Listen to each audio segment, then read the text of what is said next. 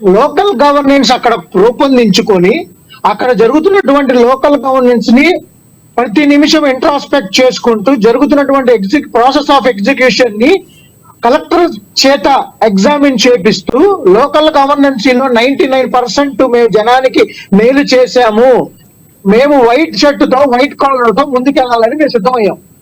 అందుకనే ఈ రోజు మా సిద్ధ సభల్లో కూడా ఏ విధంగా సక్సెస్ అవుతున్నాయో ప్రజలకు తెలుసు, and at the same time అక్కడ ఉన్నటువంటి మీకు తెలుసు.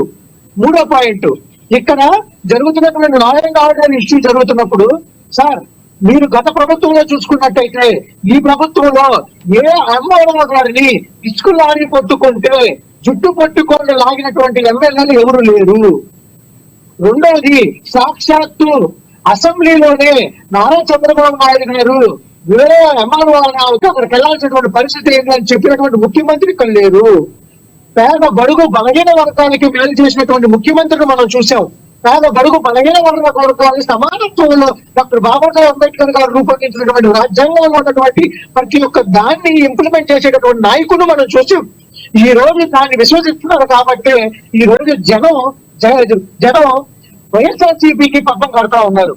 ఈ రోజు దేనికి వీళ్ళు టైఅప్ అయ్యారు, ఏ విధంగా ఐడియాలజీతో వీళ్ళు టైఅప్ అయ్యారు. మధుకర్ గారు ఒకటి మీరు ఇందాక దాకా చెప్పారు కదా ఏదైతే ఇవి లేవు అని. అనంతబాబు ఎమ్మెల్సీ అనంతబాబు తెలుసు కదా మీకు, మరి ఆయన ఏం చేశారు? మరి డ్రైవర్ ని డెలివరీ చేశారు సుబ్రహ్మణ్యాన్ని. వినండి మీరు ఏమీ లేవు చెప్తూనే వాళ్ళు అంతకుముందు టీడీపీ పరిస్థితి సరిగ్గా లేదు కాబట్టే ప్రజలు మీకు అవకాశం ఇచ్చారు. మా దగ్గర ఏమీ జరగలేదు వాళ్ళు చేశారు మీరు చెప్పడంలో ఏమంటే చెప్పండి. అనంతబాబుని సస్పెండ్ చేయడం జరిగింది సార్ పార్టీ నుంచి. మా నియోజకవర్గం పక్కన సార్ ఒక్క నిమిషం సార్ మేము ఇంప్లిమెంటేషన్ జరిగిందా లేదో మీరు చూడండి. రెండోది, మేము పక్కన బాపట్ల ఇంజనీరింగ్ కాలేజీలో శ్రీజాని యువతి ఆత్మహత్య చేసుకుని లెక్చరర్ ఆత్మహత్య చేసుకుంటే దానికి మంత్రులు సపోర్ట్ చేశారు. ఇక్కడ పరిస్థితి లేదు. మీరు ఒకటి గమనించండి సార్, నేనేమన్నానంటే in every situation in every sector there should be a transparence governancy. ఆ ట్రాన్స్పరెన్సీ గవర్నెన్స్ మేము పొందుపరిచాం. ఆ ట్రాన్స్పరెన్సీ గవర్నెన్స్ ఇంప్లిమెంటేషన్ లో మేము 100% మార్పులు సాధించాం. ఈ రోజు మీరు అన్నారు కదా ఏ విధంగా మీరు జనాలకు వెళ్తున్నారు అంటే, మేము ఈ రోజు వైఎస్పీ జగన్ అని చెప్పి ప్రతి సచివాలయంలో మీటింగ్ పెట్టి జగన్మోహన్ రెడ్డి దీనికి అవసరం అని చెప్పాం. మేము రైతు రుణమాఫీ అని డాక్టర్ రుణమాఫీ అని చెప్పి డాక్టర్ రుణమాఫీ కట్టకపోతే బ్యాంకుల దగ్గర నుంచి మేము ఉన్నటువంటి బంగారాన్ని జప్తు చేస్తామని చెప్పి నోటీసులు ఇవ్వాల. మీరు 99% పూర్తి చేశామన్నారు కదా మధుకర్ గారు, 99% పూర్తి చేశామన్నారు. ఓకే వదిలేయండి. ఆ 1% అంటే మీరు చెప్పగలరా పూర్తి చేయని? అంటే అందరూ చెప్తున్నారు మీ నోటితో వింటే బాగుంటది. ఆ 1% పాపం ఎందుకు వదిలేశారు? ఆ 1% ఏంటో మీరు చెప్పగలరా? పూర్తి చేయింది అంటే మీరు చెప్పగలరా? చెప్తున్నాను సార్. మీరు ఇప్పుడు ఒకటి సార్, ప్రతిపక్షంలో ప్రతిపక్షంలో ఉన్న వాళ్ళు ఏ విధమైనటువంటి రాయేస్తా ఉంటారు. 1% మీరు ఏది 99% చేశామని చెప్పారు. ఆ 1% ఏం చేయలేదు మీరు చెప్తే మీ నోటితో గత ప్రభుత్వం అదే సార్, మేము 100% చేస్తాం. ఎలక్షన్కి వెళ్ళే టైంలో 100% నిర్వర్తిస్తాం. మేము రుణమాఫీ మీ దగ్గరికి నేను మళ్ళీ వస్తాను సార్, మీ దగ్గరికి మళ్ళీ వస్తాను మధుకర్ గారు, అందరినీ పరిచయం చేసుకుని మీ దగ్గరికి వస్తాను. చెప్పండి. నేనేమంటానంటే సార్, ఈ రోజు గత ప్రభుత్వాన్ని ఈ ప్రభుత్వం పోలిస్తున్నా. మీరు ఒక మాట అన్నారు, మీరు డెబేట్ ముందు ఒక మాట అన్నారు, వాళ్ళు ఏ విధంగా కలుస్తున్నారో వాళ్ళందరూ కలిసిన దాని వల్ల మా వైపు జనం ఉన్నారో లేదని మీరు ప్రశ్న వేశారు. నేను ఆ ప్రశ్నకి జవాబిస్తా ఏం చెప్తున్నానంటే 99% నిర్వర్తించాం కాబట్టి జనంలోకి మేము వెళ్ళగలుగుతున్నాం. వాళ్ళు ఏదో నిర్వర్తించలేదు కాబట్టి వాళ్ళందరినీ కూడగట్టుకుంటున్నారు. కూడగట్టుకునే హక్కు లేదని మేము అనట్లేదు. Everybody is having your own rights. వాళ్ళు కూడగట్టుకోవచ్చు. వాళ్ళు ఏ విధంగా కూడగట్టుతున్నారో అది కూడా జనానికి చెప్పాలి. ఓకే సార్, మీ దగ్గరికి నేను మళ్ళీ వస్తాను. బీజేపీ నేత మాలకొండయ్య గారు ఉన్నారు. మాలకొండయ్య గారు గుడ్ ఆఫ్టర్నూన్ సార్. సార్ మేము 99% అన్ని చేసేసాము కాబట్టి ఈ రోజున ఓటు అడిగే హక్కు మాకుంది. మరోసారి జగన్మోహన్ రెడ్డి గారికి సీఎంగా అవకాశం ఇస్తున్నారు అంటున్నారు. మధుకర్ గారు మీరేమంటారు? గారు మీకు డిబేట్ లో ఉన్నటువంటి పెద్దలు విశ్లేషకులు శ్రీనివాస్ గారు, అదేవిధంగా పంకజ్ గారు, రెడ్డి గారు, శ్రీనివాస్ చౌదరి గారు, అమ్మా టీవీ ప్రేక్షకులందరికీ కూడా భారతీయ జనతా పార్టీ నుంచి నమస్కారాలు తెలియజేస్తున్నాను. చాలా మంచి విషయం మధుకర్ గారు చెప్పారు. అంతా చేశాము, మళ్ళీ మేము ఓట్లు అడుగుతున్నాం అని చెప్తూనే మధుకర్ గారిని 2-3 ప్రశ్నల ద్వారా ఈ యొక్క అభివృద్ధి ఫలాలు ఎక్కడి నుంచి వచ్చాయి, ఎవరు చేస్తున్నారనే విషయం మీద నేను మాట్లాడతాను. మధుకర్ గారు సమాధానం చెప్తే చాలా సంతోషపడుతున్నాను. ఆంధ్రప్రదేశ్ బడ్జెట్ ఎంత రీసౌండ్ వస్తుందంటే ఒకసారి చూడమనండి. ఓకే ఓకే, మాకు బాగా ఆంధ్రప్రదేశ్ మీరు కంటిన్యూ చేయండి సార్. ఆంధ్రప్రదేశ్ బడ్జెట్ ఎంత, రాష్ట్రంలో ఇంప్లిమెంట్ చేసినటువంటి పథకాలు ఎంత, డెవలప్మెంట్ ఎంత, అభివృద్ధి ఎంత, స్కీములు ఎంత అనేది ఒకసారి చూసినట్లయితే ఆంధ్రప్రదేశ్ లో అప్పుల పాలు అయిపోయినట్టు సందర్భంగా వడ్డీలు కట్టడానికి కూడా మన రాష్ట్రంలో వచ్చే ఆదాయం సరిపడిన పరిస్థితుల్లో ఎంత మేరకు అప్పులు చేస్తున్నారు, ఎంత మేరకు గవర్నమెంట్ యొక్క స్థలాలు, గవర్నమెంట్ యొక్క ఆస్తులు నరకాలు పెట్టారు, చివరికి ఆర్టిస్ట్ కూడా అమ్మకాలు చేసి ఆ స్థలాలు కూడా అమ్మకాలు పెట్టినటువంటి పరిస్థితి మన రాష్ట్ర ప్రభుత్వం ఉంటే వారు చక్కగా సమర్థించుకుంటున్నారు. సంతోషం, దానికి నా అభిప్రాయం లేదు. ప్రజలందరూ గమనిస్తున్నారు కాబట్టి నేను పెద్దగా బాధపడాల్సిన అవసరం లేదు. ఈ రోజు స్కూల్ డెవలప్మెంట్ చేస్తున్నారు. స్కూల్ యొక్క సర్వశిక్ష అభియాన్ నుంచి వేల కోట్ల రూపాయలు కేంద్ర ప్రభుత్వం డబ్బులు వస్తుంటే ఆంధ్రప్రదేశ్ లో స్కూల్ డెవలప్మెంట్ ద్వారా విద్యార్థులకి మంచి సౌకర్యాలు కల్పిస్తున్నారు మోడీ ప్రభుత్వంలో, నరేంద్ర మోడీ గారి ప్రభుత్వం, బీజేపీ ప్రభుత్వం. అదేవిధంగా ఆసుపత్రుల యొక్క నిర్మాణం కానీ, వైద్య సదుపాయాలు కానీ, వీరు చెప్తున్న విలేజ్ క్లినిక్లు కానీ నరేంద్ర మోడీ గారు ఇచ్చినటువంటి డబ్బులతో ప్రతి పిహెచ్ సెంటర్ 10 పడకల ఆసుపత్రిగా మార్చి ఆంధ్రప్రదేశ్ లో వైద్య సదుపాయం అందిస్తుంది నరేంద్ర మోడీ గారు, బీజేపీ ప్రభుత్వం. మాలకొండ గారు ఒక్క నిమిషం, చిన్న ఇది మీరు ప్రతి రాష్ట్రానికి చేస్తున్నారు. ఇది ఆంధ్రప్రదేశ్ సపరేట్ చేయట్లా, అన్ని రాష్ట్రాలకు ఒక తండ్రి పాత్రలో ఉన్నారు, ప్రధానమంత్రిలాగా ఉన్నారు కాబట్టి అన్ని రాష్ట్రాలు చేస్తున్నారు. ఏదైతే ప్రధాని మోడీ గారు హామీ ఇచ్చారో రాజధాని విషయంలో కానీ రానున్న టైంలో మీరు చేస్తారా, అది దాన్ని చెప్పైనా మీరు ఓటు అడగలరా, అది నేను అడిగేది. చెప్తున్నానండి, చెప్పండి. అన్ని రాష్ట్రాలకు ఇచ్చేటటువంటి నిధుల కంటే ఆంధ్రప్రదేశ్ కి ప్రతిష్ఠించినటువంటి రాష్ట్రానికి 60% అదనంగా నిధులు ఇస్తున్నాము. నేను ఓపెన్ ఛాలెంజ్ చేస్తున్నాను. ముఖ్యమంత్రి గారు కానీ వాళ్ళ మంత్రులు కానీ డిబేట్కి వస్తే 1-to-1 డిస్కస్ చేయడానికి మీరు రెడీ. 60% ఆంధ్రప్రదేశ్ లో చాలా మంది చెప్తున్నారు మేము నెక్స్ట్ కడుతున్నామని. ట్యాక్సీలు కట్టిందంటే ఆంధ్రప్రదేశ్ లో ఆదాయం వచ్చిందంటే 60%, 60% ఆంధ్రప్రదేశ్ అదనంగా ఈ మోడీ ప్రభుత్వం, బీజేపీ ప్రభుత్వం ఇస్తుంది.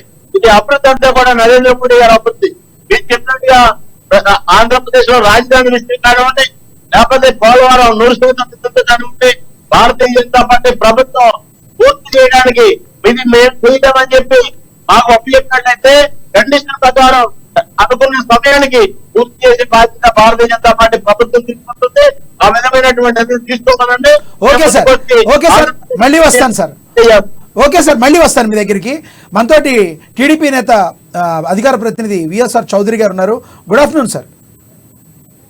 నమస్కారం సార్. ఏంటి సార్ ఇప్పుడు మధుకర్ గారు ఏమంటున్నారంటే 99% నవరత్నాలు మేము పూర్తి చేశాం కాబట్టే ఈ రోజున ఓటు అడుగు మాకుంది కాబట్టి మరోసారి మమ్మల్నే చేస్తారంటున్నారు. ఆ 1% ఏంటో చేస్తే చెప్పండి సార్ అంటే మాత్రం అది చెప్పలేదు. ఏమంటారు? 1% నా ముందు మీరు చాలా పెద్ద సబ్జెక్ట్ పెట్టారు, మీకు కొంత టైం తీసుకునే మాట్లాడుతున్నారు. బ్రీఫ్ గా తీసుకోండి. ఇంకా కృష్ణవేణి గారితో కూడా ఇంట్రొడ్యూస్ చేయలేదు. బ్రీఫ్ గా తీసుకోండి, మళ్ళీ వస్తాను దగ్గరికి. మీరు చెప్పండి, బ్రీఫ్ గా మెయిన్ పాయింట్స్ టచ్ చేయాలి కాబట్టి చెప్పండి సార్ ప్లీజ్. జగన్మోహన్ రెడ్డి గారి ప్రభుత్వం 5 ఏళ్లలో సాధించే ముందు పెద్దలు మాలకొండ గారికి బీజేపీ నేత, అలాగే కృష్ణవేణి గారు జనసేన నేత, అలాగే వైఎస్ఆర్సీపీ నేత మధుకర్ గారికి నా తరఫున తెలుగుదేశం పార్టీ నమస్కారం. ఎస్, జగన్మోహన్ రెడ్డి గారు పాదయాత్రలు చేస్తూ కొన్ని హామీలు ఇచ్చారు. 98% అమలు చేసామన్నారు కదా, ఆ 1% 2% చెప్తారుగా నేను మీ ద్వారా అడుగుతున్నాను. ఫస్ట్ జగన్మోహన్ రెడ్డి గారు ప్రత్యేక హోదా 25 మంది ఎంపీలు ఇవ్వండి తెస్తాను మెడల నుంచి, మరి రాలేదు. మద్య నిషేధం దశల వారిగా నిషేధించి 5 స్టార్ ఓటర్లకి నా పంచనం చేసి మిమ్మల్ని ఓట్లు అడగాలంటే మద్య నిషేధం చేసి వచ్చి అడుగుతాను అన్నాడు. ఆ రోజు అక్కా చెల్లెలు జీవితాలు నాశనం అయిపోతాయి, తాలిపోటు దిగిపోతాయని చెప్పారు జగన్మోహన్ రెడ్డి గారు. మద్య నిషేధం దిగేది. టీపీఎస్ రద్దు, ఇది ఓపీఎస్ అయింది, జీపీఎస్ అయింది. మరి ఎందుకు పాపం నరకయాత్ర తీసుకోవాలి టీచర్ ఉద్యోగస్తులకి, గవర్నమెంట్ ఉద్యోగస్తులకి చెప్పాలి. అలాగే సన్న బియ్యం ప్రతి ఒక్కరికి రాష్ట్రంలో 1,60,000 కుటుంబాలు ఉంటే అందరికి సన్న బియ్యం ఇస్తా ఉన్నారు. మరి సన్న బియ్యం ఎందుకు చూడాలి? ప్రతి సంవత్సరం జాబ్ కార్డ్ రాష్ట్రంలో అందరి నిరుద్యోగులకి జాబ్ కార్డు ఇస్తారని, డిఎస్సీ ఇస్తారని చెప్పడం కాకుండా ప్రభుత్వంలో ఖాళీగా ఉన్న 2,00,000 ఖాళీగా ఉన్న ఉద్యోగస్తులు భర్తీ చేస్తున్నారు. మనం ఎందుకు చేయలేదు చెప్పాలి. అలాగే ఉచిత ఇసుక, నేను వస్తే ఉచితంగా ఇసుక ఇస్తానన్న గుర్తు. అలాగే ఎస్సీ ఎస్సీ బీసీ మైనార్టీలకి 200 యూనిట్ కరెంట్ ఫ్రీ అని చెప్పిన మహానుభావుడు ఎందుకు ఎత్తేసాడు. అలాగే రాజధాని, నేను ఇక్కడ ఇల్లు పెట్టుకుంటా, ఏడే ఉంటా, ఇదే రాజధాని ఎందుకు చెప్పి ఒక రాజధాని కాదు 3 రాజధాని చేశాడు. ఎందుకు చేశాడు చెప్పాలి. 45 సంవత్సరాలకే ఎస్సీ ఎస్సీ బీసీ మైనార్టీ మహిళలకి పింఛన్ 3,000 ఇస్తున్నాడు. ఇంతవరకు అట్టికి ఎత్తిలా చెప్తుంది.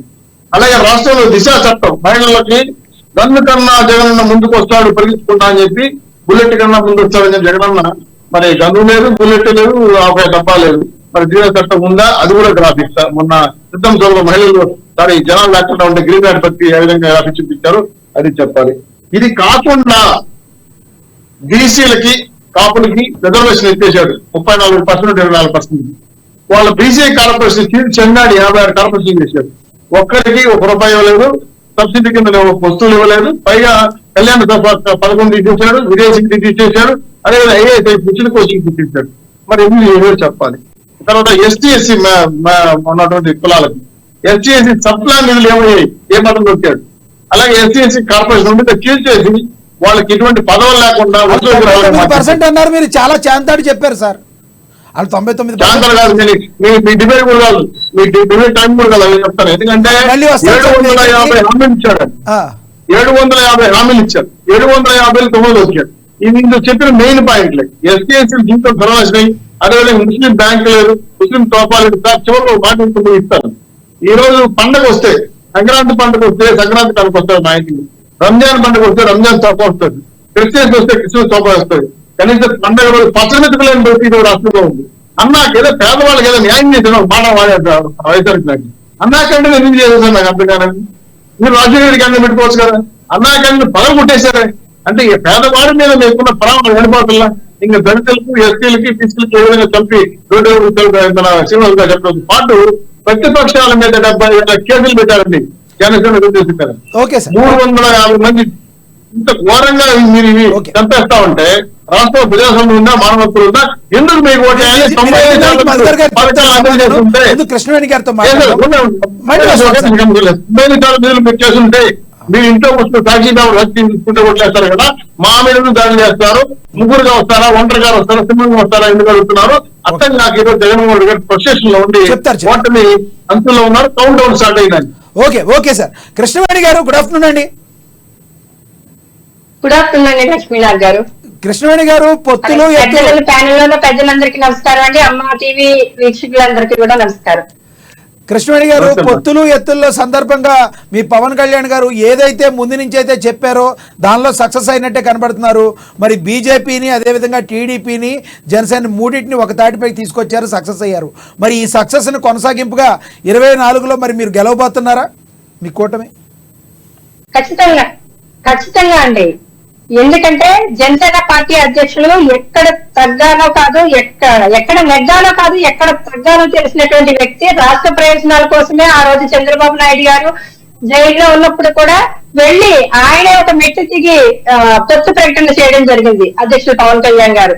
అంటే వైసీపీ వాళ్ళు ప్యాకేజీ అనో ఇంకొకటి వాగుతూ ఉంటారు, కానీ వాళ్ళు వాగేదానికి నువ్వు స్పందించక్కర్లేదు. ఎందుకంటే ఆయన కష్టార్జితంతో పార్టీని నడిపిస్తూ ఈ రోజు రాష్ట్ర ప్రయోజనాల కోసం ఎంత త్యాగానికి పాల్పడ్డారు పవన్ కళ్యాణ్ గారు అన్నది నా క్యాడర్ కు పక్కని కొంచెం బాధగా అనిపించినా సరే, కానీ అలాంటి నాయకుడు ఆధ్వర్యంలో పనిచేయడం కూడా గర్వంగా ఉందండి. జనసేన పార్టీ అధ్యక్షుడు పవన్ కళ్యాణ్ ఏదైతే 24 సీట్లు ప్రకటించారో 24 సీట్లకి కొంత పవన్ కళ్యాణ్ గారు అభిమానులు కానీ అందరూ నిరాశ చెందినప్పటికీ మీరు కొంత టైం తీసుకుని తేరుకున్నారు.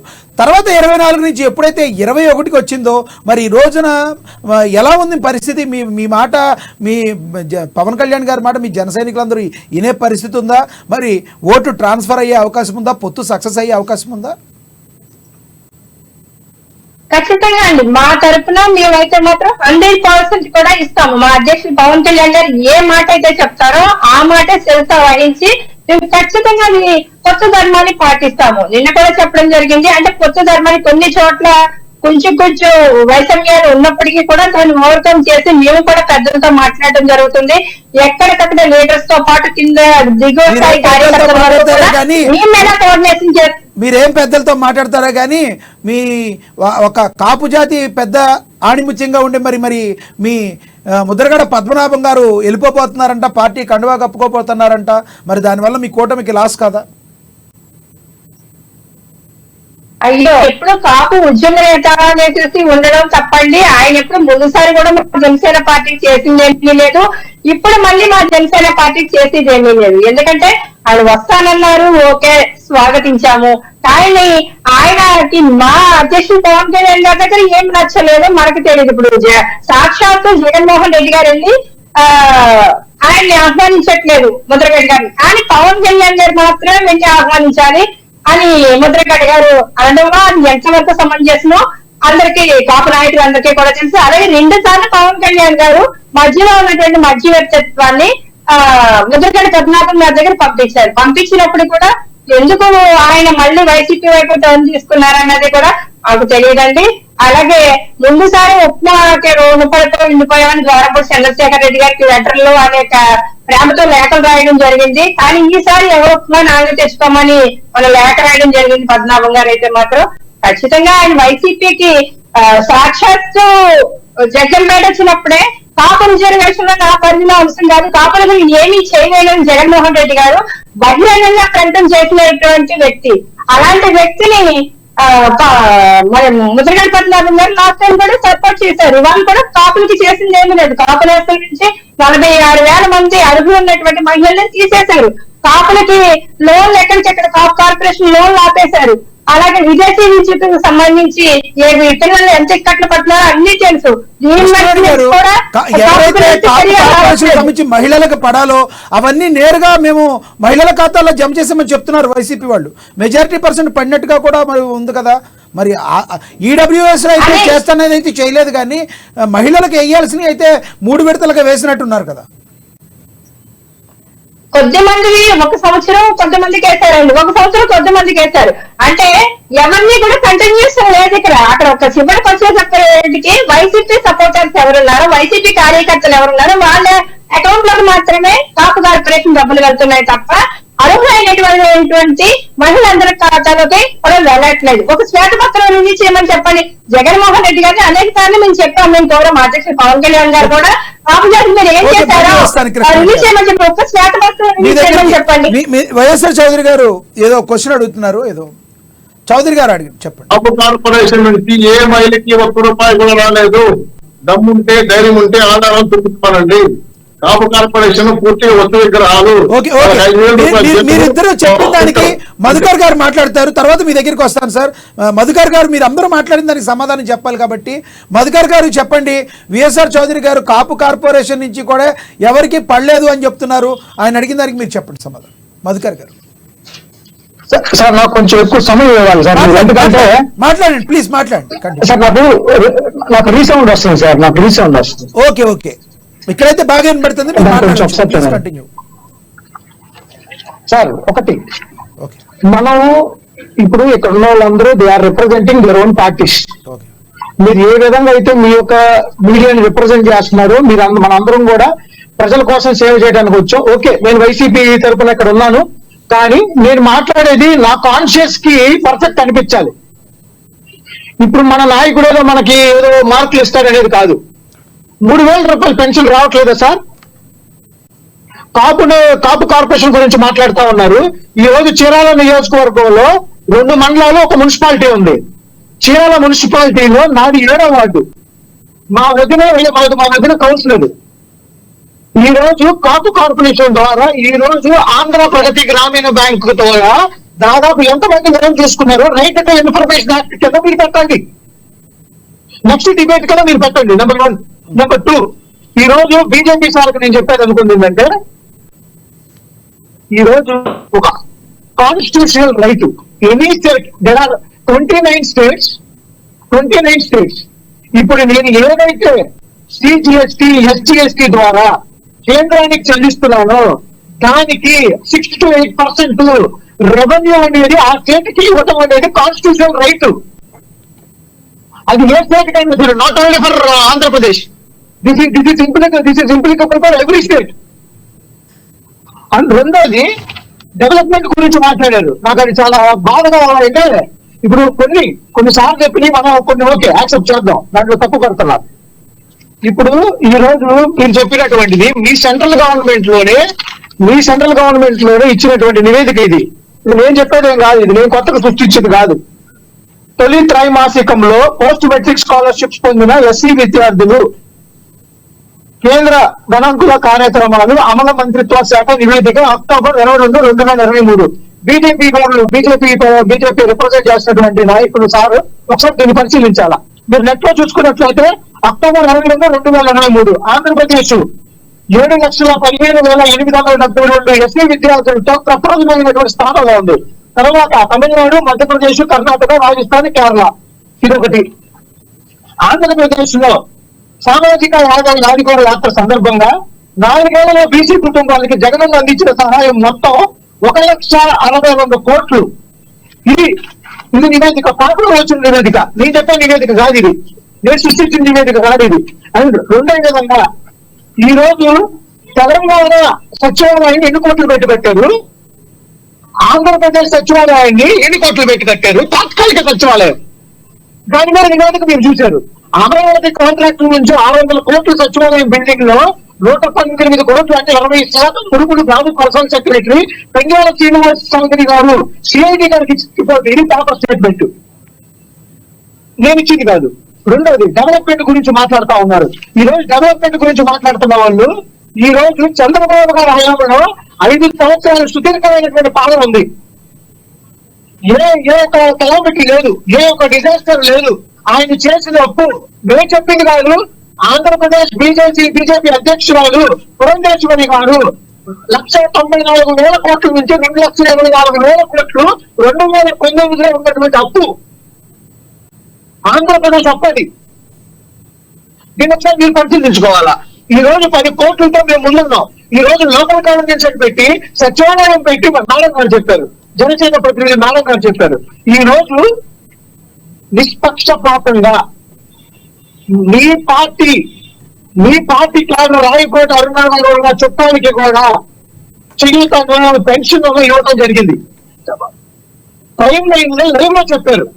ఎందుకు చెప్పారంటే అది కూడా ఎక్కడ హైదరాబాద్ లో ఉన్నటువంటి వైఎస్ఆర్సీపీ పార్టీ వాళ్ళు దాన్ని బయటికి తీసి దాన్ని ట్రోలింగ్ చేస్తా ఉంటే మేడం గారు దాన్ని పరిశీలించుకొని చెప్పడం జరిగింది.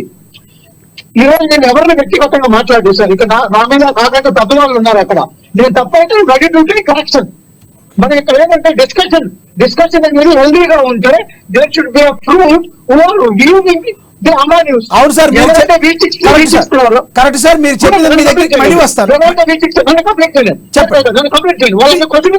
అవకాశం ఇచ్చారు. చెప్పండి. ఎంత అబద్ధం అంటే 3,000 రూపాయలు పెన్షన్ రావట్లేదు సార్. ఇప్పుడు ఇవన్నీ సార్ మీ ఛానల్ ఇక్కడ ఉంటే ఉన్నటువంటి 25 సచివాలయాలు చీరాల నియోజకవర్గంలో ఉన్నాయి. లేదు సార్ నియోజకవర్గం లేదో నేను వస్తాను ఆ నియోజకవర్గానికి, ఎవరికి పెన్షన్ రాలేదో చూపించమను. అండ్ రెండోది నేనున్నాను ఇక్కడ, ఎవరికైతే రూల్ కరెక్టే సార్. మీరు చెప్పిన సచివాలయాన్ని తాకట్టు పెట్టి మీరు డబ్బులు ఎత్తే ఉపయోగం ఏంటి సార్? సచివాలయాన్ని తాకట్టు పెట్టొచ్చు అని చెప్పి మీ కొడాల నాని గారు, మీ మాజీ మంత్రి గారు చెప్పారు. దాన్ని చెప్తారు మీరు చేత అబద్ధాలు చెప్పారు. హెచ్డిఎఫ్సి స్టేట్మెంట్ ఇచ్చింది, తాకట్టు పెట్టాలని హెచ్డిఎఫ్సి స్టేట్మెంట్ ఇచ్చింది. సార్ ఒకటి సార్, మంత్రి గారు మాజీ మంత్రి గారికి తెలవదా? సార్ మీరు ఒక నిమిషం సార్. సార్ చౌదరి గారు ఒక నిమిషం మీరు మాట్లాడారు, నేను తప్పు పట్టను. ఒకటి సార్, మీరు ఈ 5 సంవత్సరాలు వస్తున్నట్టు 2 నెలలు 5 సంవత్సరాలు కావచ్చు. 2 సంవత్సరాలు కరోనా టైంలో అసలు ఎక్కడ ఉన్నారో కూడా తెలియదు ప్రతిపక్ష నాయకులు, ఏమి చేస్తారో కూడా తెలియదు ప్రతిపక్ష నాయకులు. దాన్ని మేము తప్పు పడతాం. సరే వర్క్ చేయాలి చేయకుండా వాదిస్తాం. నేను చెప్తున్న మాట ఏంటంటే ఇంప్లిమెంట్ అయింది అని చేశారు అని మీ పార్టీలో ఎంతమంది చెప్పడం జరగలేదు. సోషల్ మీడియా వేదికగా, ట్విట్టర్ వేదికగా నేను చెప్తున్నా. ఒక మాట నేను చెప్తానంటే, ఇప్పుడు లిక్కర్ మాఫియా ఉంది. యాజ్ ఆఫ్ నౌ ఎన్ని వేల బెల్ట్ షాపులు 43-43 వేల బెల్ట్ షాపులు తీసేసేటువంటి కనుక వైఎస్ఆర్సీపీ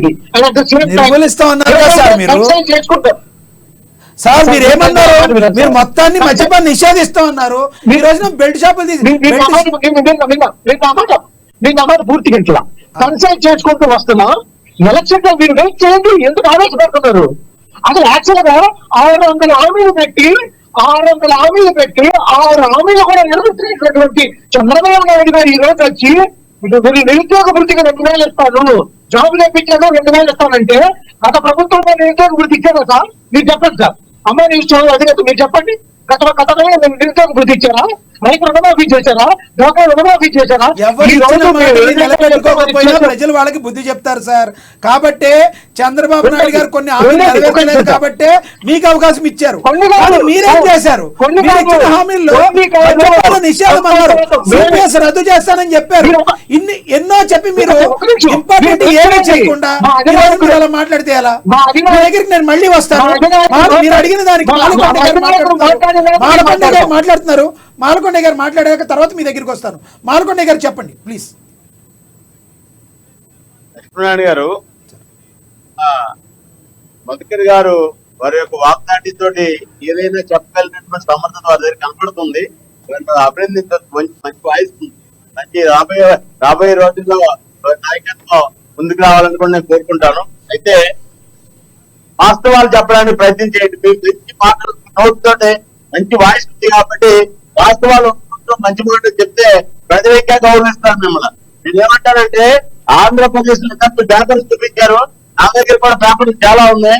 నేను మీకు ఆంధ్రప్రదేశ్ లో అభివృద్ధి జరగలేదని నేను చెప్పాలి. ఆంధ్రప్రదేశ్ జరిగిన అభివృద్ధి నరేంద్ర మోడీ గారి నిధులతో జరుగుతుంది, కేంద్ర ప్రభుత్వంతో జరుగుతుంది. నేను ఇందాకే మీకు ఒక సవాల్ ఇచ్చాను ప్రభుత్వానికి.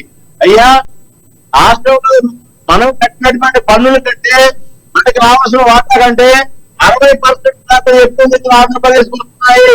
దీని మీద ముఖ్యమంత్రి గారు కానీ, మంత్రులు కానీ, మీరు కానీ డిబేట్కి వస్తే ఓపెన్ ఛాలెంజ్ చెప్తున్నాను. ఇది నరేంద్ర మోడీ గారి అభివృద్ధి, మీ అభివృద్ధి అని చెప్పుకోవడానికి వీలు లేదు. కాబట్టి మేము ఇవాళ మన యొక్క ఏదైతే అలయన్స్ 3 పార్టీలు కలిసి అలయన్స్ తో మీరు ఎన్నికలకి ప్రజలకి మేము స్పష్టంగా చెప్తున్నాం. 30 లక్షల ఇళ్లు భారతీయ జనతా పార్టీ ప్రభుత్వం నరేంద్ర మోడీ గారు ఆంధ్రప్రదేశ్ ఇచ్చాను. ఇలా మీరు మాట చెప్పారు, కరోనా టైంలో ఎక్కడున్నాయని చెప్పి. నిజం చెప్పాలంటే కరోనా టైంలో నరేంద్ర మోడీ గారి నిర్ణయాలు, వారు ఇచ్చిన వ్యాక్సిన్ కానీ, వారు ఇచ్చినటువంటి సదుపాయాలు కానీ, వారు ఇచ్చిన ప్రజల గైడ్లైన్స్ కానీ, వారు నడిపిన విధానం కానీ లేకపోతే ఇవాళ ప్రజలు చాలా కోల్పోయినటువంటి పరిస్థితి.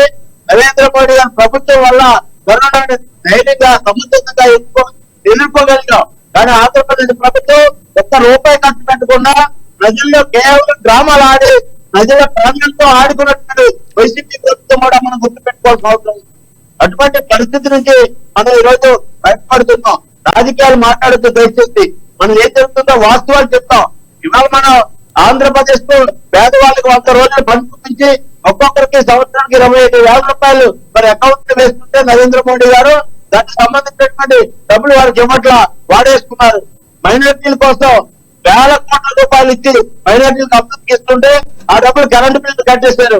ఏంటంటే అభివృద్ధి అభివృద్ధి అంటే ఏంటి? అది అభివృద్ధి మీరు చెప్పేటువంటి ఎలక్షన్ కోసం మంత్రాలు చెప్పేసేయడం, లేకపోతే మీరు ఓటు బ్యాంక్ రాజకీయాలు చేయటం, లేకపోతే ఒక మతాల ఆధారంగా ఒక ముస్లింలకి క్రైస్తవులకు పెద్దపేట వేయటం, ఏదైతే మెజార్టీ వర్గం ఉందో ఆ మెజార్టీ వర్గం పట్టించుకోకపోవడం. ఈ రోజు నరేంద్ర మోడీ గారి పాలన పారదర్శకమైన పాలన జరుగుతుంది. కనీసం పాలన చూస్తేనే అర్థం చేసుకోండి.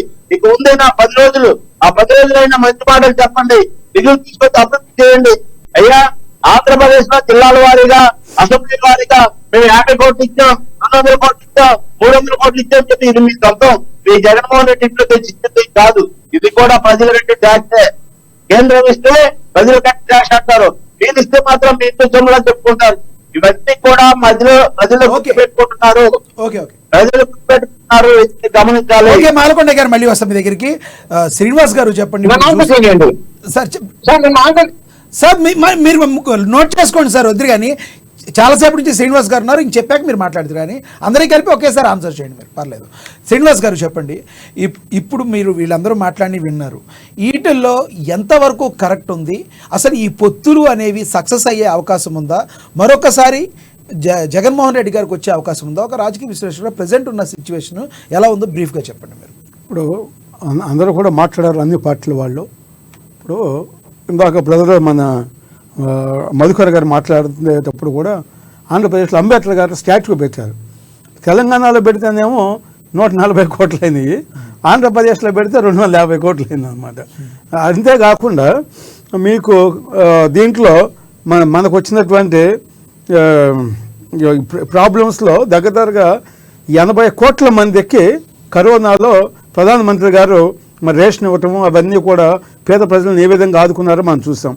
మరి అదే ఆంధ్రప్రదేశ్లోకి వచ్చేసరికి జగన్మోహన్ రెడ్డి గారు మన దళితుడైనటువంటి సుధాకర్ గారు డాక్టర్ గారు మాకు మాస్కులు కావాలంటే అంటే ఏ విధమైన పరిస్థితి చూశారు అంటే ఆ ఇష్యూ ప్రపంచవ్యాప్తంగా కూడా వైరల్ అయిందనమాట. అంటే మరి అలాంటి మానవతా దృక్పథంతో ఉండాల్సినటువంటి ప్రభుత్వం ఆ విధంగా కర్కశంగా ప్రవర్తించడం అనేది దేశవ్యాప్తంగా మరి డాక్టర్స్లో కూడా పెద్ద ఎత్తున వ్యతిరేకత రావటం, తర్వాత ఆయన మరి ప్రభుత్వం చేసినటువంటి హెరాస్మెంట్తో హత్య చేసుకోవటం ఇవన్నీ కూడా జరిగింది, ఆత్మహత్య చేసుకోవటం కూడా జరిగిందనమాట. నేను ఎందుకన్నా అంటే ఏ ప్రభుత్వం అయినా కూడా అన్ని వర్గాల ప్రజల్ని ముఖ్యంగా కరోనా లాంటి విపత్తు వచ్చినప్పుడు చాలా జాగ్రత్తగా హ్యాండిల్ చేయాల్సినటువంటి పరిస్థితి ఉంది. మనకి పరిపాలనలో అనుభవం లేకపోతే సలహాదారులను తీసుకోవచ్చు. మరి ఆంధ్రప్రదేశ్లో సలహాదారులు కూడా దగ్గర 90 మంది దాకా ఉన్నట్టున్నారు. మరి ఎవరు కూడా రామకృష్ణారెడ్డి గారు మెయిన్ సలహాదారు సార్.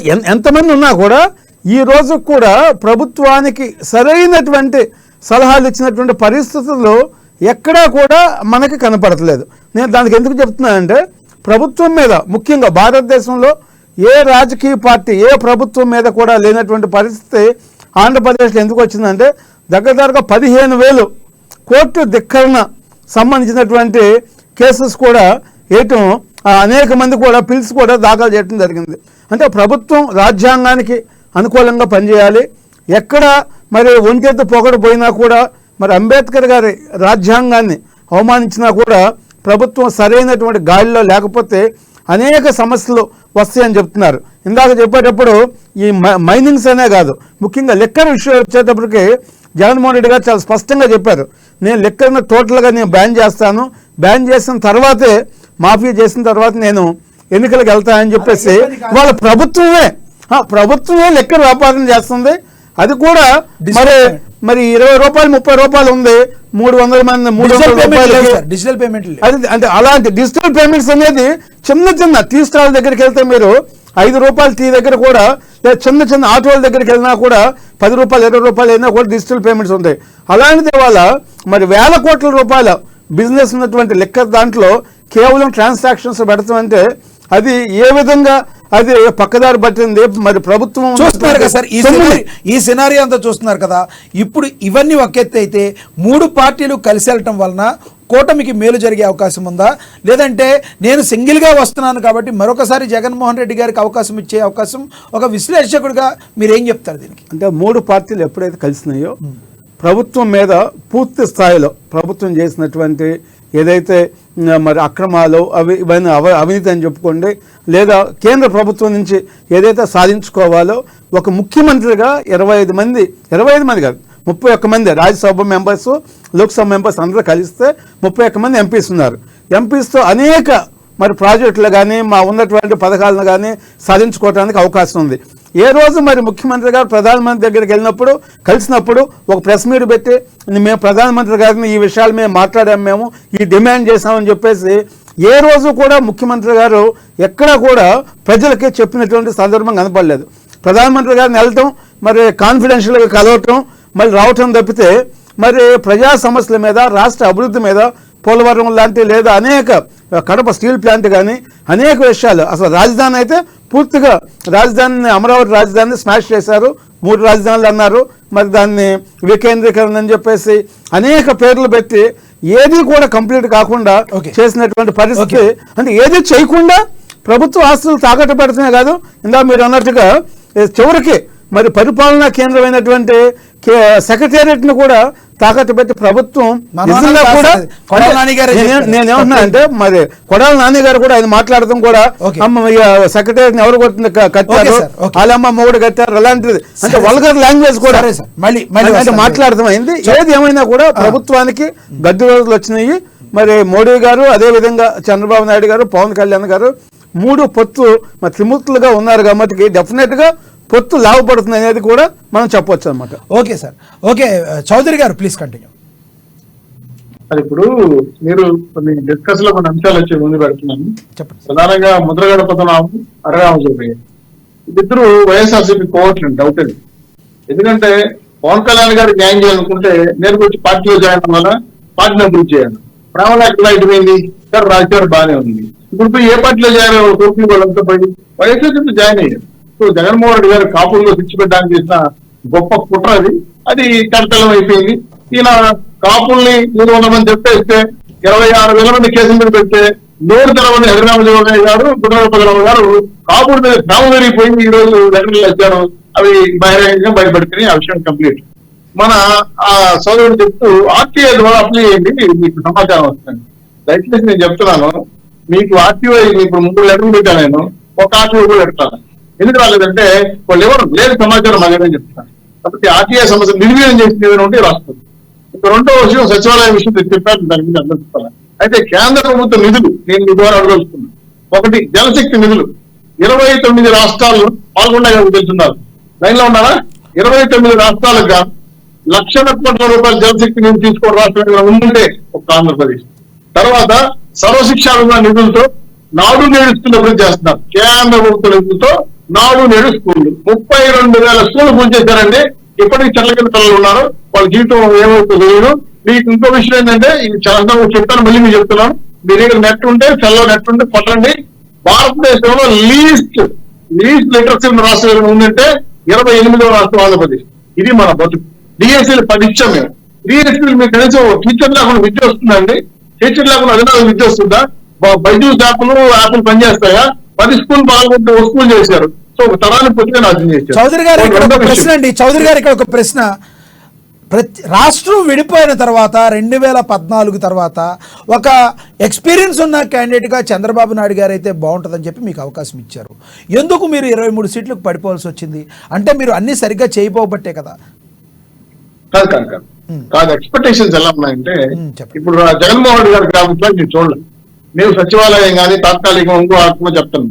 ఏదో మీరు సచివాలయం మొదలు పెట్టారు, 3 రాజ్యాలు కనీసం 3 బాధ్యతలు పెట్టారు, నాకు అర్థం కాదు. సో మేము ప్రయత్నం చేసాం, కనీసం 70%, 80% సచివాలయాలు, సెక్రటరీ, ఇది కాకుండా మళ్ళా officer quarters, high court, supreme court quarters, MLA quarters పెట్టాం. 78% పూర్తయింది. పోలవరం దాదాపు 80% పూర్తయింది. చాలా అంశాలపైన తెలుగుదేశం పార్టీ ప్రయత్నం చేసింది. కానీ 5 ఏళ్ళ సమయం పాలన చాలా 2 అనేక అంశాలపైన ఆర్థిక లోటుగా ఉన్న అయినా సరే అప్పు చేసైనా కలిసి కట్టాల ప్రయత్నం చేసాం. ఇది మరి ఇచ్చేప్పుడు జగన్ బ్రహ్మాండమైన అర్థం ఉంటాయి.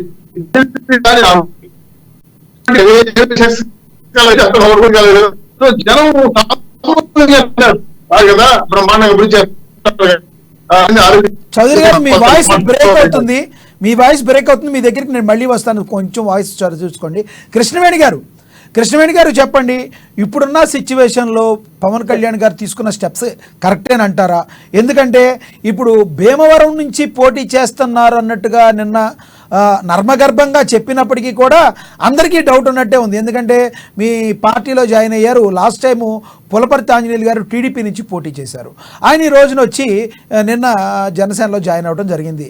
నేను పోటీ చేస్తాను అనుకుంటున్నారేమో, కానీ ఇక్కడ పోటీ చేసేది పవన్ కళ్యాణ్ గారే అని ఒక దగ్గర చెప్పినప్పటికీ మరొక ఛానల్లో ఎలా ప్రమోట్ చేస్తున్నారంటే, మరి పవన్ కళ్యాణ్ గారు పోటీ చేయకపోతే అక్కడ నేనే చేస్తాను అని మరి పులపర్తి ఆంజనేయులు గారు చెప్పినట్టుగా ఉంది. నిజంగా భీమవరం నుంచి పవన్ కళ్యాణ్ గారు పోటీ చేస్తారా? మరి ఆయన ఒక స్మైల్ ఇచ్చి వదిలేశారంటే కారణం ఏంటి? ఎమ్మెల్యే ఎంపీగా పోటీ చేసే అవకాశం ఉందా? ఓన్లీ ఎంపీగా పోటీ చేసే అవకాశం ఉందా? ఏం కోరుకునేది అయితే పవన్ కళ్యాణ్ గారు అయితే ఎంపీ ఎమ్మెల్యేగా రెండు కూడా పోటీ చేయాలని కోరుకుంటున్నామండి. ఎందుకంటే మనకి అసెంబ్లీలో ఆయన ఎంత ముఖ్యం, కేంద్రంలో కూడా అంతే ముఖ్యం పవన్ కళ్యాణ్ గారు ఒక చరిష్మా. భీమవరంలో నిన్న మీరు చెప్పినట్టు పులపర్తి రామాంజనేయులు గారు జాయిన్ అవ్వడం, అలాగే ఆయన ఇక్కడ పవన్ కళ్యాణ్ గారే పోటీ చేస్తారు, నేను పోటీ చేస్తానేమో అని అనుకున్నారని మీరు అన్న మాట ఇలా అనడం వాస్తవమేనండి. గతంలో కూడా పవన్ కళ్యాణ్ గారు నేను భీమవరం నుంచే పోటీ చేస్తున్నాను అని పార్టీ ఆఫీస్ కూడా ఓపెన్ చేస్తున్నాను కూడా చెప్పారు ఆయన. అంటే ఇవన్నీ సపరేట్ గా ఇప్పుడు చెప్పడానికి గల కారణం ఏంటి అంటే ఇప్పుడు పులపర్తి ఆంజనేయులు గారు భీమవరం నుంచి పోటీ చేసిన ఆయన ఇప్పుడు భీమవరంలోకి రావడానికి గల ప్రధాన కారణం ఏంటి? జనసేన పార్టీలోకి రావడానికి గల ప్రధాన కారణం ఏంటి? అంటే మాకు టీడీపీ జనసేన పొత్తుందండి. పొత్తున్నప్పుడు ఇక్కడ పవన్ కళ్యాణ్ గారు పోటీ చేసే దగ్గర ఖచ్చితంగా అక్కడ టీడీపీ నాయకుల కోఆపరేషన్ మా పార్టీకి అవసరం. అలాగే టీడీపీ నుంచి పోటీ చేసిన దగ్గర అంటే టీడీపీ నుంచే చెయ్యొచ్చు కదా.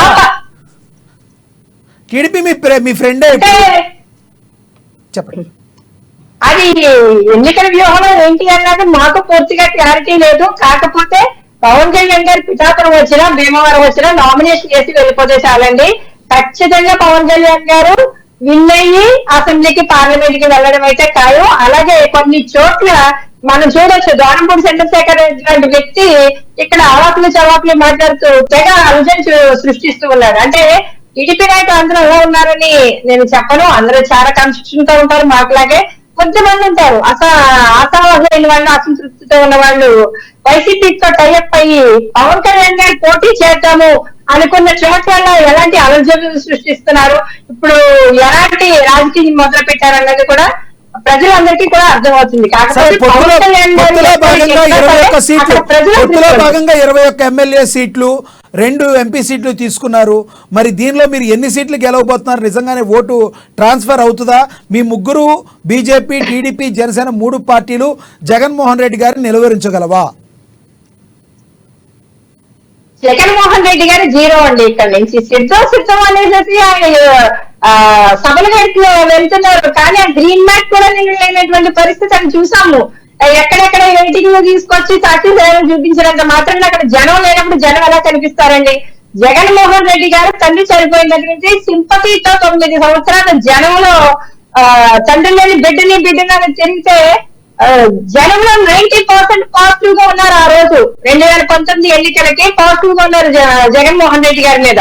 కానీ ఇవాళ అదే 90% ప్రజలు వ్యతిరేకంగా ఉన్నారు. వ్యతిరేకంగా ఉన్నప్పుడు ఖచ్చితంగా జనసేన, బీజేపీ, టీడీపీ పొత్తు అయితే ఖచ్చితంగా గెలిచి తీరుతుంది. అలాగే మీరు కంక్లూడ్ చేయండి. ఏం చెప్పదలుచుకున్నారు కూటమి గురించి, పొత్తుల గురించి ఏం చెప్పాలో కంక్లూడ్ చేయండి మీరు. టైం సమయభావం తక్కువ. ఖచ్చితంగా చిన్న చిన్న ప్రపంచాలున్నా ఏమున్నా ఇవన్నీ ఓవర్కమ్ చేసుకొని ఖచ్చితంగా జనసేన, టీడీపీ మరియు బీజేపీ పొత్తు అయితే సక్సెస్ఫుల్ గా పూర్తవుతుందండి.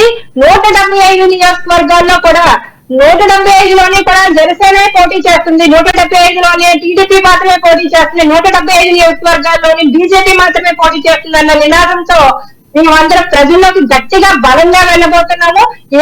ప్రతి నామినేషన్ వేసినటువంటి ప్రతి అభ్యర్థిని కూడా అసెంబ్లీకి, పార్లమెంట్ కి పంపించబోతున్నాం. జనసేనకి ఇచ్చినటువంటి 21 సీట్లను కూడా ఖచ్చితంగా జరగబోతున్నాం. అలాగే మా మిత్రపక్ష ధర్మాన్ని కూడా పాటించి 175 కి 175 కూడా ఖచ్చితంగా విన్ అయ్యి మా ఉమ్మడి ప్రభుత్వం అయితే 2023 ఖచ్చితంగా రాబోతుందండి. అది May 15 కల్లా మీరే చూస్తారు. ఓకేనండి. మధుకర్ గారు ప్లీజ్ మీరు మాట్లాడి కంక్లూడ్ చేయండి. మాట్లాడండి. మీరేం సమాధానం చెప్పాలనుకున్నారు అన్ని చెప్పి బ్రీఫ్ గా కంక్లూడ్ చేయండి. రైట్. 1.5 minute ఎక్కువ కూడా తీసుకోండి సార్. అంటే ఒక మాట సార్ మాట్లాడండి. సరే, కూటమిలో 25 సీట్లు 24 అన్నారు, 24 కానీ 21 అన్నారు. మరి 21 కూడా ఉంటాయో లేవో ఆ దేవుడికి తెలియాలి. ఎందుకంటే ఇప్పుడు బీజేపీ వాళ్ళు కూడా దాదాపు 7 సీట్లు అడిగినట్టు ఉన్నాయి.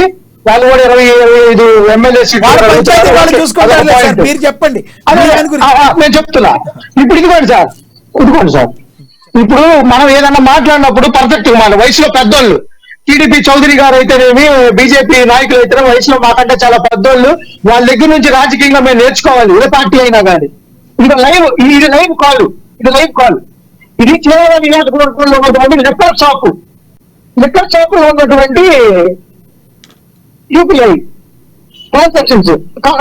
ఒకసారి షాప్ చూపి ఇది షాప్ అండి, ఇది లిక్కర్ షాప్. నేను లైవ్ కాల్ చేశాను. ఆ యూపీఐ ట్రాన్సాక్షన్ చూపి ఒకసారి. ఇదిగోండి, ఇదేం నేను సృష్టించింది కాదండి, ఇదిగో సరిగ్గా చూడండి. ఓకే, థ్యాంక్ యూ బాబు. రెండోది 2024 చేసినటువంటిది ఆంధ్రప్రదేశ్ లిటరసీ రేట్ 2024 నేను సృష్టించింది కాదు. Literacy rate Andhra Pradesh seen upward trend and is 67.2% as per the latest population. Of that, male literacy stands at 74.88%, అంటే 75%. చిన్న లిటరసీ 60%. ఓకే, అంత అయిపోయింది. ఈ రోజు మీ డెవలప్ గురించి మాట్లాడుతూ ఉన్నారు బీజేపీ నాయకులు గారు. ఒకటే మాట అడుగుతున్నా, జగన్మోహన్ రెడ్డి గారు జోబులో ఏమైనా ఇస్తున్నారా అని అడుగుతున్నారు. ఈ రోజు నరేంద్ర మోడీ గారు యొక్క ఇండియా నుంచి డబ్బులు తీసుకొచ్చి పంచుతున్నారా? ఎందుకంటే ఆయన వయసులో పెద్దవాళ్ళు, అనుభవం గల వాళ్ళు, ఆయన నేను అనకూడదు ఆ మాట. నేను అనను. నేనేమంటానంటే ఆయన లేదు మనీతో ఉన్న రాష్ట్రాలను 29 రాష్ట్రాలను డెవలప్ చేస్తున్నారా అని అడుగుతా ఉన్నా. ఆయన పెద్దవాడు కాబట్టి ఒక సీఎం ని ఆయన జోబులో అని అన్నాడు. నేను ఆ మాట అన్నాను. రెండో పాయింట్, ఈ రోజు పరిశ్రమల ద్వారా 67,000 కోట్లు పెట్టుబడి వచ్చినటువంటిది ఈ రోజు మన ఆంధ్రప్రదేశ్ లో చూసాం. ఈ రోజు ఆంధ్రప్రదేశ్ లో వైసీపీ పార్టీ అధికార ప్రతినిధిగా ఉన్న ఒక తురుపు ముక్కగా మిమ్మల్ని అయితే నిజంగానే హ్యాట్స్ ఆఫ్ చేయొచ్చు, అందరినీ గౌరవించుకుంటూ మాట్లాడుతున్నారు. కానీ మీ అధికార ప్రతినిధి ఎంత హుందాగా మాట్లాడతారో అందరికీ కూడా తెలుసు సార్. కానీ మిమ్మల్ని మాత్రం మెచ్చుకోవాలి. బాలకొండ గారు ఇందాక చెప్పినట్టు కంటిన్యూ. నేను ఒక మాట చెబుతున్నాను సార్, కంక్లూడ్ చేయండి. రైట్, నేను ఇంకో మాట చెప్తున్నాను సార్. ఈ రోజు వాళ్ళ బీజేపీ వాళ్ళు ఇచ్చింది నేనే ఇవ్వాల స్థూల ఉత్పత్తి, తలపర ఆదాయం, అభివృద్ధి వ్యయం, జిఎస్డిపి. బాబు దిగిపోయే నాటికి 2018-19లో 7,90,810 కోట్లు ఉంటే గత ఏడాదిలో అంటే 2022-23లో 11,65,178 కోట్లు అంటే 3.74 లక్షల కోట్లు ఆదాయం అని చెప్పి వాళ్ళ బీజేపీ ఫైనాన్స్ మినిస్టర్ ఇచ్చింది నేను కాదు. మళ్ళా రెండోది, ఈ రోజు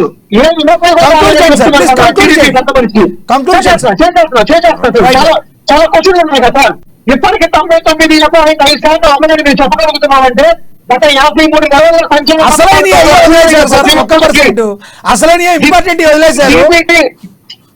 నన్ను చెప్పండి sir please. DPT non DPT ద్వారా 4,69 కోట్ల ప్రయోజనం, డైరెక్ట్ డిపిటి ద్వారా 2,40,40,000 కోట్లు ఇవ్వడం జరిగింది. ఈ రోజు మేము ఒకటే నిర్ధారించుకున్నాం సార్. మీరేం తొందరపడద్దు. మా అధినాయకుడు లాస్ట్ స్టేట్మెంట్ ఇవ్వడానికి ముందున్నాడు. ఆ స్టేట్మెంట్ లో లెక్కల్ని మొత్తం ప్రోత్సాహం చేయవచ్చు, దాన్ని కూడా 100% అవ్వచ్చు. ఇప్పుడు మీరు ఏం చేసినట్టు ఎన్నికల స్టంట్ గా ఉంటుంది కానీ ప్రజల కోసం చేసినట్టుగా ఉండదు. థ్యాంక్ యూ సో మచ్ అండి మీ యొక్క అభిప్రాయాన్ని తెలియజేసినందుకు. అండ్ చౌదరి గారు కంక్లూడ్ చేయండి sir please. Janasena Telugu Desam party పూర్తితో రాష్ట్ర ప్రజలందరూ కూడా బ్రహ్మాండంగా మా సభలు, మా సమావేశాన్ని ఆశీర్వదిస్తున్నారు. మీరు గమనించారో లేదో, పూర్తి స్థాయిలో రాష్ట్ర ప్రజల మూడ్ ఆఫ్ ది స్టేట్ మారిపోయింది. జనసేన తెలుగుదేశం పార్టీ పొత్తు, బీజేపీ పొత్తు రాష్ట్ర ప్రజలు ఆమోదించేదే కాకుండా రకరకాల అంశాల పైన ఈరోజు తీసుకున్న నిర్ణయాన్ని వివిధ మాధ్యమాల్లో ఈ బంధాన్ని జరగటం కోసం సోషల్ మీడియా కూడా ప్రయోగాలు చేస్తాం. దీన్ని కూడా తిప్పుకోవాల్సిన అవసరం మా బాధ్యత ఉంది. అలాగే కోర్టులు మేము జాగ్రత్త కాపాడుకోవాల్సిన అవసరం ఉంది.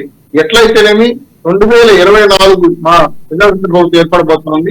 దానికి ప్రజల ఆశీర్వాదంతో పాటు రేపు మంగళగిరిలో జరిగే సభ 150 ఎకరాల్లో లోకేష్ గారు కన్వీనర్ గా, మన పవన్ కళ్యాణ్ గారి పర్యవేక్షణలో పూర్తి స్థాయిలో 10 లక్షల మంది జరగబోతున్నాం. ఈ సందర్భంగా ఈ లోపల అభ్యర్థులు ప్రకటించడంతో పాటు ఉమ్మడి మేనిఫెస్టో ప్రకటించబోతున్నాం. దాంతో సూపర్ 60 షణ్ముఖమే కాదు, టోటల్ గా రాష్ట్ర వ్యాప్తంగా పూర్తిగా జనసేన తెలుగుదేశం పార్టీపై బీజేపీ ప్రజలు వస్తున్నారు. ఇంక జగన్మోహన్ రెడ్డి గారు సంగతి మానేయాలి, అనుమానం అక్కర్లేదు. ఆయన తట్టాపట్టు మాలకొండ గారు కంక్లూడ్ చేయండి సార్. మాలకొండ గారు గారు చాలా మంచి విషయాలు మన ప్రభుత్వ విషయాలు కూడా చక్కగా చెప్పారు. విషయం గమనించట్లేదు. ఆంధ్రప్రదేశ్ లో అభివృద్ధి జరగలేదు నేను అనలేదు. ఆంధ్రప్రదేశ్ లో అభివృద్ధి జరుగుతున్నటువంటి స్పీడ్ గా జరుగుతున్నటువంటి అభివృద్ధి కానీ చూపిస్తున్న లెక్కలు కానీ ఇది భారతదేశ వ్యాప్తంగా అకౌంట్ ఎంత పెరిగిందో నరేంద్ర మోడీ గారు కూడా మన ప్రపంచ దేశాలకు చెప్పారు. అదేవిధంగా ఆంధ్రప్రదేశ్ లో నరేంద్ర మోడీ గారు బీజేపీ ప్రభుత్వం యొక్క అభివృద్ధి తప్ప ఆంధ్రప్రదేశ్ అభివృద్ధి చేసింది లేదు.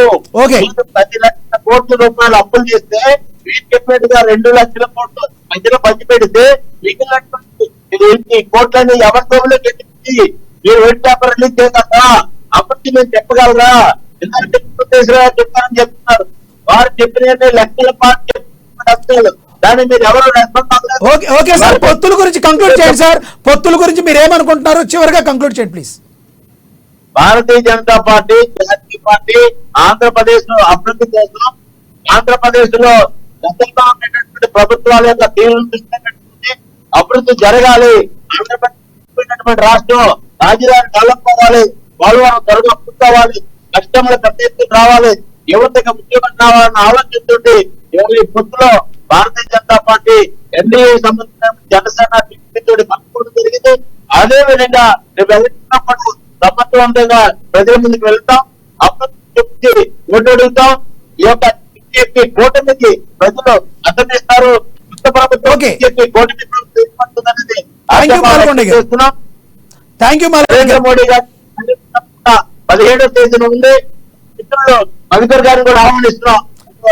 మధుకర్ గారు వస్తారో డౌట్ లేండి. మీరు చెప్పండి సార్, శ్రీనివాస్ గారు కంక్లూడ్ చేయండి సార్. ఇప్పుడు అందరూ మాట్లాడిన దాని మీద కంక్లూడ్. ఇప్పుడు పొత్తు ఎప్పుడైతే బీజేపీతో కన్ఫామ్ అయిపోయి వీళ్ళంతా 3 పార్టీలు వచ్చినాయో, ఆంధ్రప్రదేశ్లో అధికారుల యొక్క వైఖరిలో కూడా పూర్తి స్థాయిలో డిఫరెన్స్ వచ్చినాయి అన్నమాట వాళ్ళ ఆలోచన విధానంలో. గతంలో మీటింగ్స్ పెట్టుకున్నప్పుడు మా ఆర్టీసీ బస్సెస్ కావాలంటే ఎవరు ఒక్కటి కూడా ఇవ్వలేదు. ఇవాళ అలాంటిది ఆర్టీసీ ఎండీనే స్వయంగా లేఖలు రాసి మీకు ఎన్ని బస్సులు కావాలి చెప్పండి అని చెప్పేసి, అంటే పోలీస్ యంత్రాంగం కానీ అదేవిధంగా అఫీషియల్స్ కానీ పూర్తిగా అంటే తటస్థులుగా అంటే ఇప్పుడు మారినటువంటి పరిస్థితి మీరు కనపడుతుంది. చెప్పిన దాన్ని బట్టి చూస్తే సిద్ధం సభలకేమో బస్సులు బాగా వస్తున్నాయి, మరి తాడేపుల్లిగడిన సభకు కానీ రేపొద్దున జరగబో ప్రధానమంత్రి నరేంద్ర మోడీ గారు కూడా రాబోతున్నారు, మంగళగిరిలో 150 ఎకరాలు అంటున్నారు, దానికైనా బస్సులు ఏమైనా అవకాశం ఉంటుందంటారా ఉండదంటారా? డెఫినెట్గా ఆర్టీసీ ఎండీ కూడా లేఖ రాశారు తెలుగుదేశం పార్టీ అధ్యక్షులకి.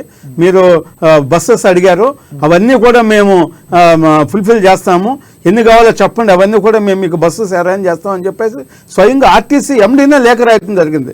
తర్వాత ఎక్కడా కూడా ఈ పర్మిషన్స్ కానీ ఈ ప్రాబ్లమ్స్ ప్రభుత్వం ఏకపక్ష ధోరణిగా పోలీసు కూడా ఎక్కడ కూడా పర్మిషన్స్ ఇవ్వకుండా అడ్డంకులు కల్పిస్తాం ఇలాంటివి ఏమి ఉండవు అనమాట.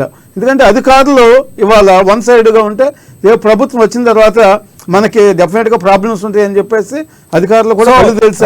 జరగబోయే సభ మంచిగా జరిగే అవకాశం ఉందని మంచిగా జరుగుతుంది. పోలీసు అధికారులు కానీ వీళ్ళందరూ కూడా తెలంగాణలో ఏ విధంగా అయితే ట్రాన్స్ఫర్లు చేశారో దగ్గరగా 30 మందిని, అదేవిధంగా ఆంధ్రప్రదేశ్లో కూడా డీజీపీ దగ్గర నుంచి అందరూ ఎస్పీలు కానీ డిఐజీలు కానీ కలెక్టర్లు కానీ చాలా పెద్ద ఎత్తున ట్రాన్స్ఫర్స్ ఉంటాయి. వచ్చే అధికారులు కూడా బ్యాలెన్స్ గా ఉండి న్యాయబద్ధంగా ఎన్నికలు జరుగుతారు. Thank you so much Srinivas garu చర్చలో పాల్గొన్నందుకు. అదేవిధంగా విఎస్ఆర్ చౌదరి గారు, మధుకర్ గారు, కృష్ణవేణి గారు, మాలకొండ గారు ధన్యవాదాలండి. ఏది ఏమైనప్పటికీ కూడా రానున్న అసెంబ్లీ ఎన్నికల్లో ఏపీలో చాలా హాట్గా జరిగేటట్టున్నాయి ప్రజెంట్. ఎందుకంటే భారతదేశంలోనే కాస్ట్లీ ఎన్నికలు జరుగుతున్నాయని అందరికీ తెలుసు.